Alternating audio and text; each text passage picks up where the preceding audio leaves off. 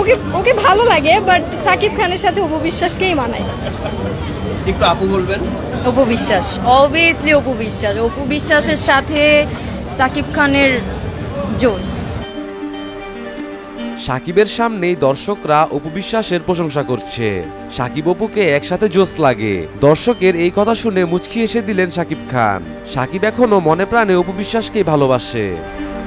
হয়তো সংসার বেবি টেবি হয়ে যাবে, তখনও আমরা একসাথে কাজ করবো, সিনিয়র জুনিয়র যেই রোলেই হোক। আচ্ছা, তার মানে রিলেশন করাতে চাইলে তোমাকে প্রবলেম করে? হ্যাঁ, আরে বাবা ভীষণ। আমার নাম্বারটা দিয়ে দিবা।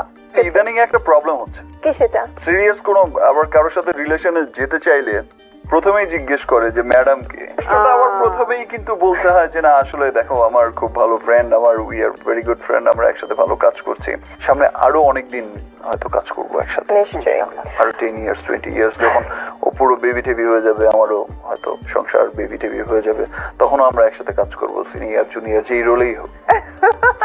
আচ্ছা, তার মানে রিলেশন করাতে চাইলে তোমাকে প্রবলেম করে? হ্যাঁ, আরে বাবা ভীষণ।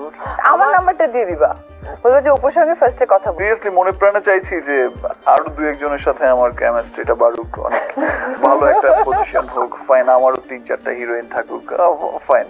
কিন্তু ঘুরে ফিরে ম্যাডামের সাথেই কেন জানে ছবি হিট হয়ে যায়। থ্যাংক গড আমি অপু বিশ্বাস আমার ক্যারিয়ারের একটা বড় একটা অংশ।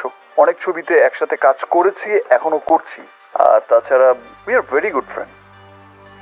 আমার বিশ্বাস যে আজ থেকে 20 বছর পরেও যদি কেউ জিজ্ঞেস করে যে অপু বিশ্বাস কে ছিলেন, তখন অপু বিশ্বাসকে জিজ্ঞেস করলো যেটা বলবে, আমাকে জিজ্ঞেস করলো আমি সেটাই বলবো।